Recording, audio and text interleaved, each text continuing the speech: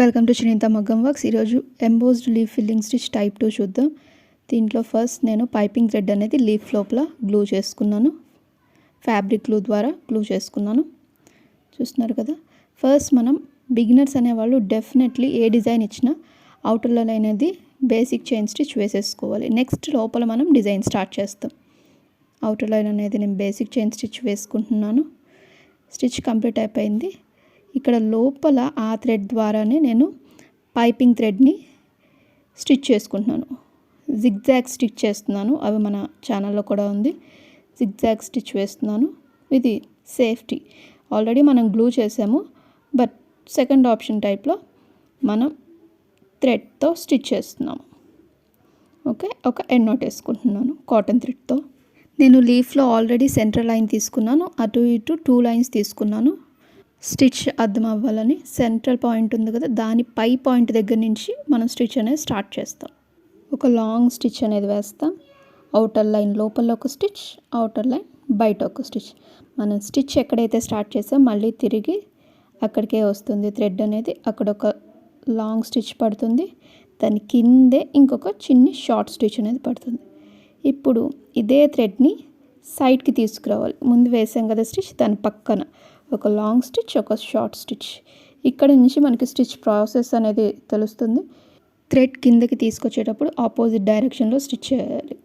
చూడండి, అటు left side line ఉంది కదా, ఆ లైన్ మీద స్టిచ్ అనేది పడాలి. ఒక లాంగ్ స్టిచ్, ఒక షార్ట్ స్టిచ్. ఇప్పుడు పైకి తీసుకెళ్ళి అక్కడ ఒక లాంగ్ స్టిచ్, ఒక షార్ట్ స్టిచ్. మళ్ళీ కిందకి వచ్చేటప్పుడు డైరెక్షన్ అనేది చేంజ్ అవుతుంది. చూడండి, ఇప్పుడు రైట్ సైడ్ వచ్చింది స్టిచ్. ఒక లాంగ్ స్టిచ్, ఒక షార్ట్ స్టిచ్. మళ్ళీ పైకి వెళ్ళేటప్పుడు సేమ్ డైరెక్షన్. కిందకి వచ్చేటప్పుడు మాత్రమే థ్రెడ్ డైరెక్షన్ అనేది చేంజ్ అవుతుంది. చూడండి, ఇప్పుడు లెఫ్ట్ సైడ్ వెళ్తుంది. ఒక లాంగ్ స్టిచ్, ఒక షార్ట్ స్టిచ్. ఇదే ప్రాసెస్. పైకి వెళ్ళేటప్పుడు సేమ్ డైరెక్షన్. ఎప్పుడైతే థ్రెడ్ అనేది మనం కిందకి తీసుకొస్తామో లాంగ్ స్టిచ్ వేయడానికి, అప్పుడే మనకి డైరెక్షన్ అనేది చేంజ్ అవుతుంది. Simple process. ఒక లాంగ్ స్టిచ్, ఒక షార్ట్ స్టిచ్ బేస్ చేసుకొనే ఉంటుంది. బట్ చిన్న టెక్నిక్ ఉంది.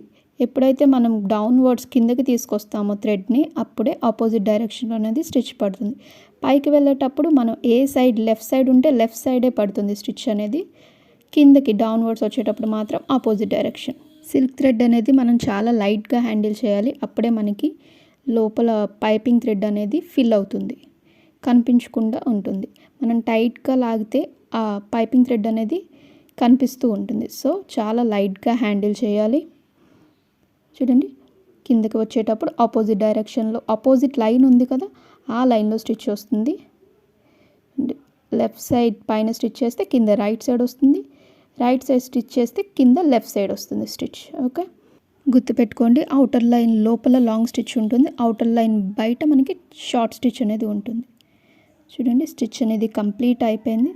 మనం ఇప్పుడు చుట్టూ ఫినిషింగ్ కరెక్ట్గా ఉండటానికి అవుటర్ లైన్ అనేది సిల్క్ థ్రెడ్తో ఇస్తున్నాము.